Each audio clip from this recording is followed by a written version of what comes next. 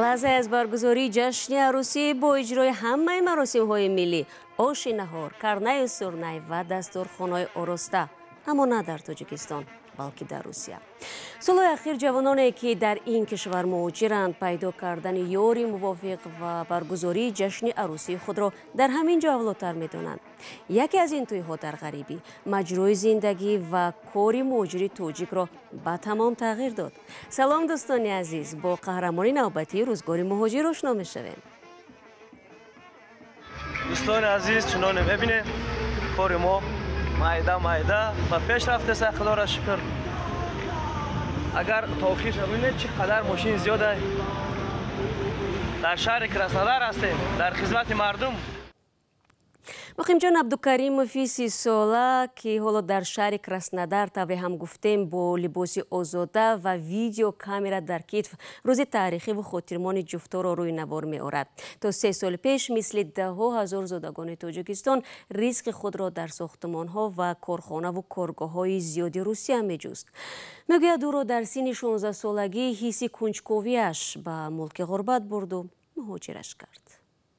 راستی بار بسیار کسان میگفتن که ما میخواهیم که روسیه برویم. بسیار کسان روسیه میموندن. برای ما یک چیزی حیرت‌آور بود که چی باشد روسیه، چی باشه که مردم زیاد طلب میکنن روسیه. ما میخوایم روسیه. همین برای ما یک اینترست چیزی بود که میخواستم که من باید روسیه ببینم چگونه این روسیه چیست. و نصیب کرد اومدیم روسیه را به خواست خدا دعوت کرد باردارمون اومدیم در روسیه. روزی که اومدن روسیه در فکر میکردیم که اگم کیفیتی کلان داره، اگم خوبی داره و روسیش ندیدم. اگم کیفیتش اومدیم خواستیم که حدا به وطن برگردیم.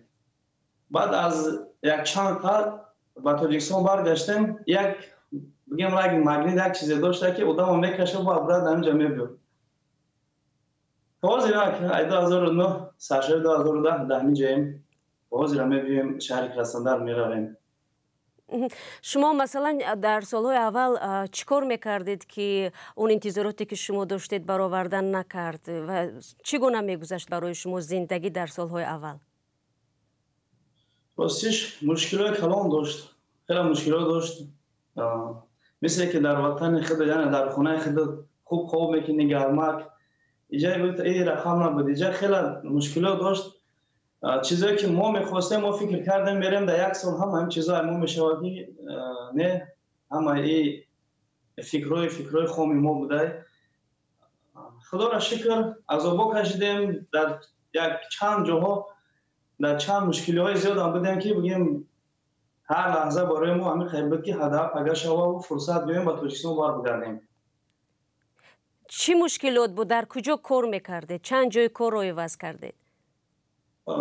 تا همین سالا یک استرویکا کار کردگیم استریت یعنی فیرما دا بعد در چند زوادها هم کار کردگیم. مشکلاش همین بود که تنقیصی راستش در کسانی که در استرویکا کار میکردن همه وقتای آمادگی دا تنقیصی اما بود که مقصد تو در بیرون خواب میکنی یعنی کار میکنی همونجا خواب میکنی به خاطر که یعنی راسخودی کلان نشوه. بعد او در سکلادا کار کردیم، جای بیتونا در زوادا کار کردیم، در جای زبچسته ماشین کار کردیم. الحمدلله از طرف خوبیش اومدیم. ایقینی بعد خوبی اومدن گرفتیم. همین خیلی عذابا هم دیدیم. عذابا خیلی زیاده گفتن شما راستی اگر بگم دیدی که چند کسا در میکنند فکر میکنم که کسانی که در شهر روسیه اومدگان اولو عذاب کشیدگان ما را خوب میفهمند. به سلامتیتون هم تاثیر گذاشت وقتی که میگه در بیرون کار میکردید و در همونجا هم خوب میکردید؟ بله سلامتیمون راستیش سلامتیمون خیلی تنقیصات زیاد کشیدیم. سلامتیمون هم خوب بود. تاجیکستان رفتیم حتی در تاجیکستان چنین کردیم.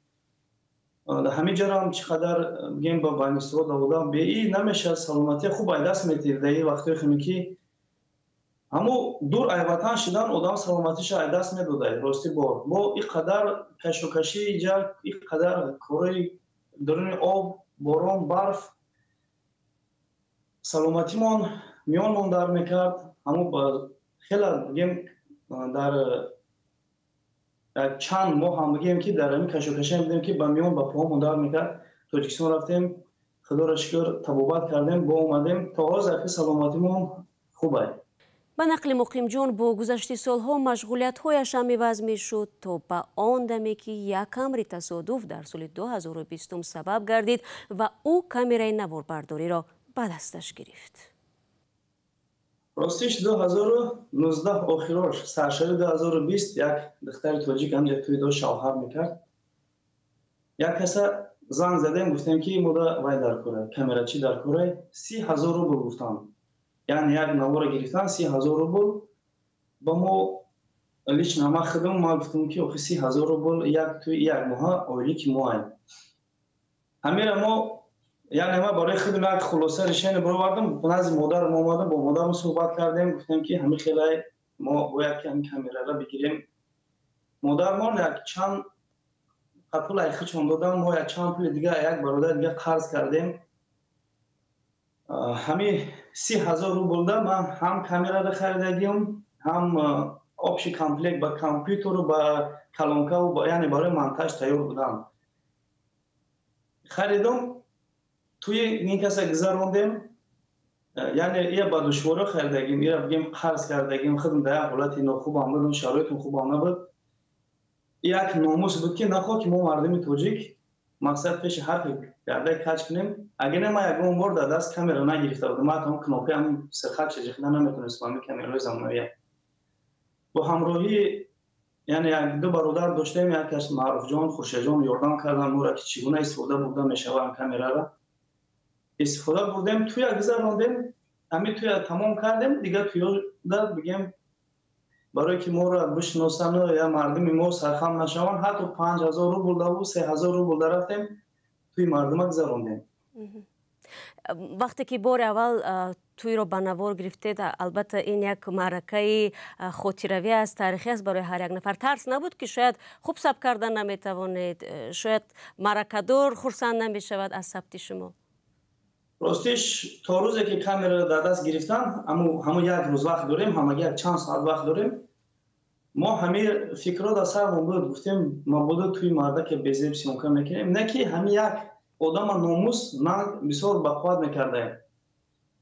мо ҳами нангаки яъне номусакӣ гирифтем дар дастмон гирифтем. мо аввали навор кардан як аҷоиб як история ки ба кнопкаи сабта меҷиқам мегӯм сабт кунам ба ҷои кнопкаи сабт кнопкаи суравай ҳам кнопкаи сабт гиридор ҳам ба аксигирӣ дор аввал ба ҷои яъне видео рафтан сурат гирифтам як чанд баъд вай ҳамроҳам дид гуфт бародар гуфт ин суратай гуфт сабт гуфт дар рӯи экран яъне рақамҳо мебуроянд. ҳамаҷа сар шуд сиёнка кардем дрени туида як ҷо шуда аёдам биромада кнопкаи сабта буҷиқам як 3 минут не як 5 минут далаке рафта тамом. албатта тарс надоштам. тарс биге ки тарс не тарс надоштам. аввалин маблағе ки гирифте чанд рубл буд аз замон аввалин туятон? ин туе ки ба навор гирифтем и бепул буд. ҳамихе гуфтам ку ҳамихе рафтем ёрдам кардем ту як духтараки тоҷик буд. баъд дуюм навормон буд 5,000 рубл. як туя рафтем 5,000 рубл гузарондем. пас аз он 3,000 рубл дарафтем. чорум туи мо бепул буд бепул буд. баъд ай 5,000 боло шуд.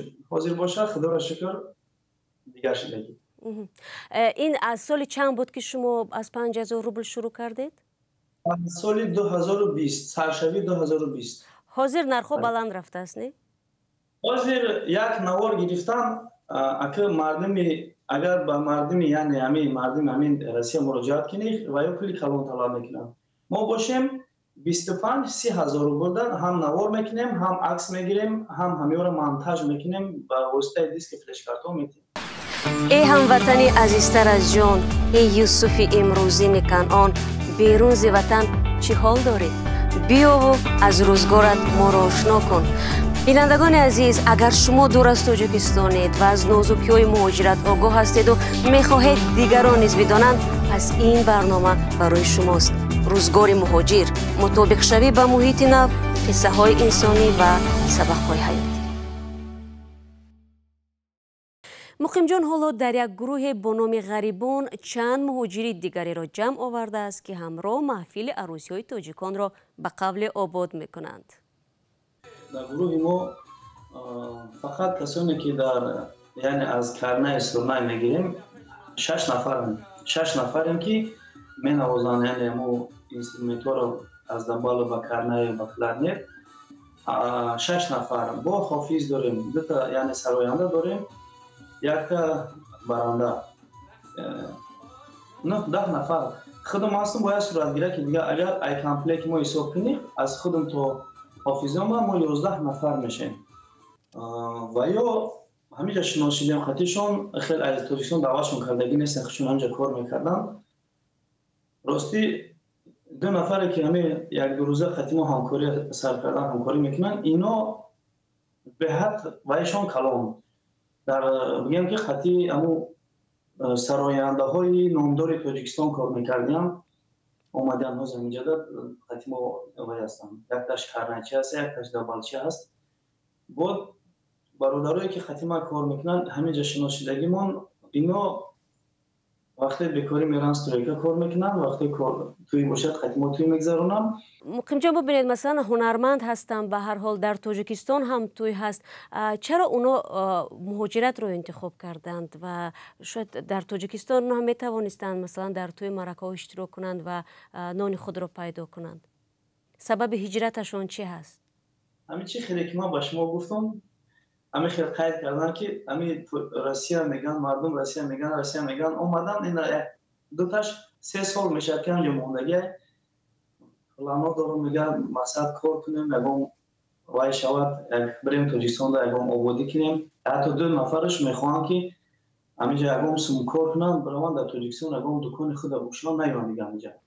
همصحبت ما از سال 2020 به این طرف تقریبا در 200 مراسم عروسی توجیکان در کراسنودار خدمت کرده است و در روزهای نزدیک برای اشتراک باز در 3 توی دیگر فرمایش گرفته است. به گفته او برگزاری توی‌های عروسی مهاجران در روسیه بیشتر می شود.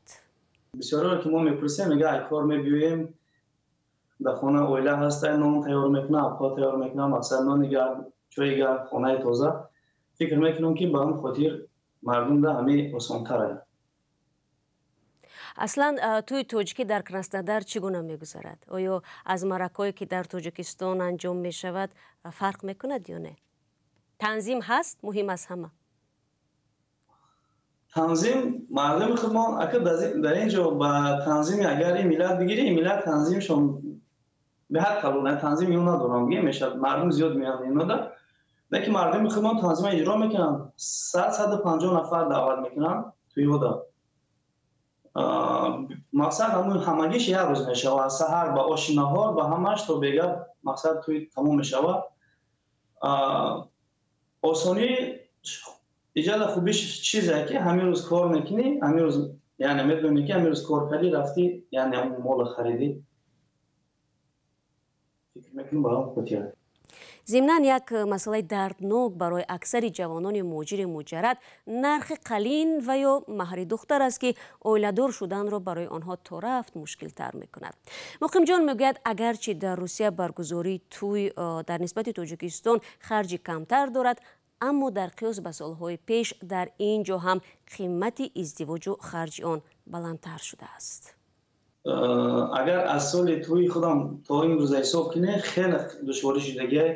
مقصد از سال توی ما 5-6 هزار سامان همین خیلی دودگیم یا که 7 هزار سامان باشه بازی باشه دهن مردم میفهمیم یعنی 25-30 هزار سامان فقط در طرف خانه عروس میکنن. این مشکلیه این در بین قصول 30 هزار سامان دادن. 30 هزار سامان هم خودش قریب 300 هزار روسی میشود.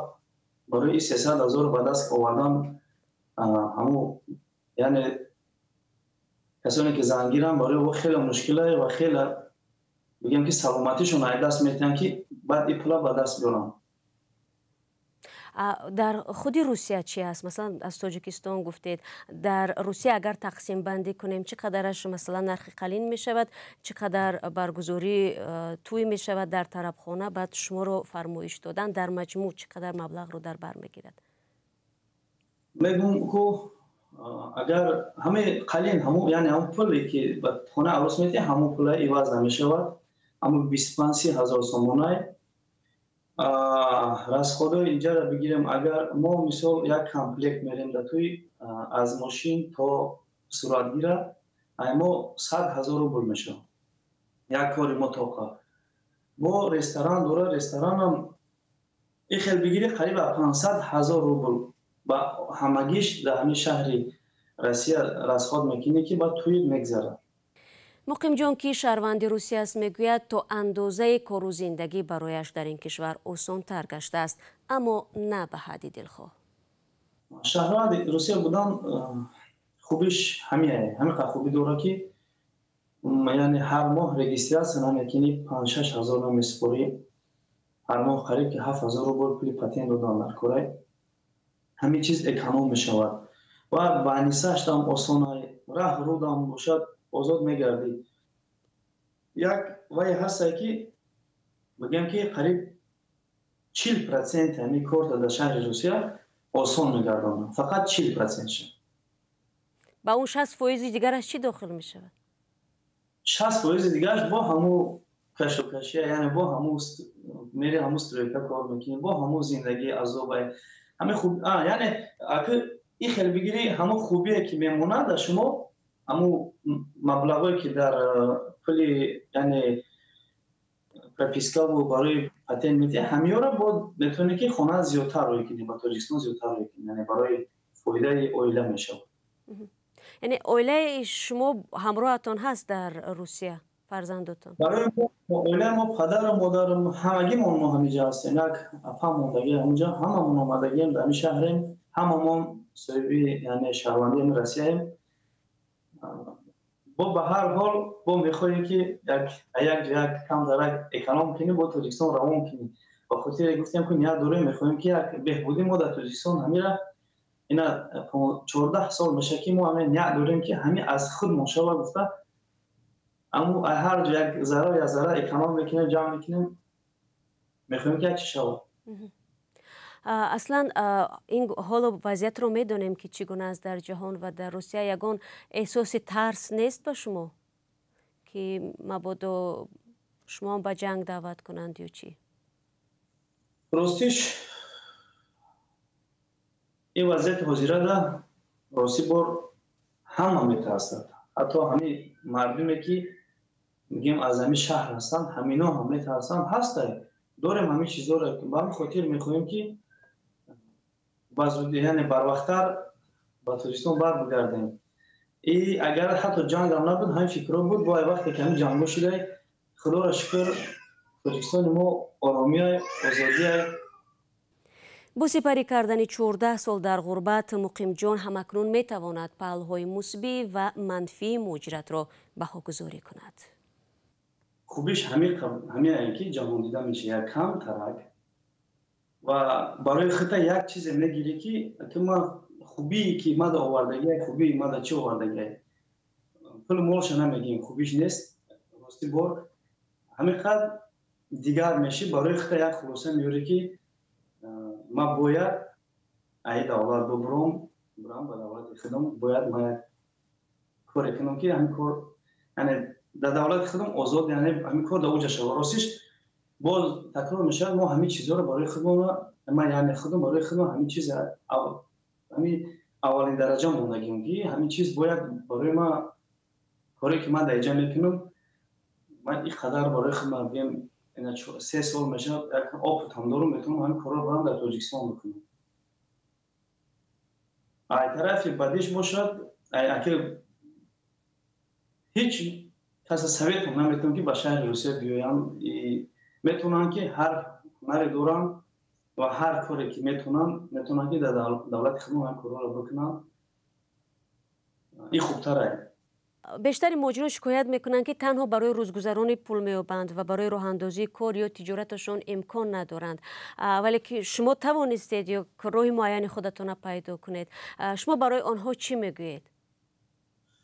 ما برای آن کسان میگیم که شما هم کار رو کرده میتونید هر انسان میتونه برای خودش یک چیز انتخاب کنه یعنی ما تونستیم و یا باید ببینن که هوای رو کسان میتونن همگی میتونه کار کرده ما حتی به هر یک برادر غریب خودمون سویت میکنیم که افسیه میکنیم که برای خودتون یک مقصد یک نقطه مونین و همون کار انشاءالله میشه و تو که ما باید در دلیل کار یعنی رایج باشیم این تو که ما بریم در استرویکا کار کنیم در جای خنوی کار کنیم وقتی که میتونیم همو خدمون در کجایی که نباشیم میتونیم که یعنی یک ریسک میگن میره ریسک کرده یک کاری درست برای خودمون بگیریم. مقیم جان عبدالکریمов در مثال خودش میگوید تقدیر هر انسان در دست خود اوست و استفاده از خردترین فرصت میتواند در امکانیت‌های بزرگتری را برای دیگر کردن سرنوشت باز کند. شاید در میان شما بینندگان عزیز که حالا برنامه ما را تماشا کردید نفرانی هستند که به مثل مقیم جان در مهاجرت روی خود را پیدا کردند. زیر این برنامه نویسید و در نشرهای آینده روزگار مهاجر مهمان شوید. اما برنامه نوبتی را با چند مصرع از تمنیات خلاصه میکنم که به قلم جمشید محکمپور تعلق دارد. شاعری جوانی که خودش در روسیه مهاجر است. ای غریبان، از خدا خواهم برای کارتان، کاش بنماید خدا از شادی ها سرشارتان. دائما دارید تلاش رزق فرزندان خود دور از یار و دیار و خانه و دیوارتان. دوست دارید یکدیگر را زندگانی یک نفس بر نمی گردد زمان عمر ناتکرارتان. جان خود را احتیاط بنموده باشید در امان، مادر بیچاره دایم تشنه دیدارتان.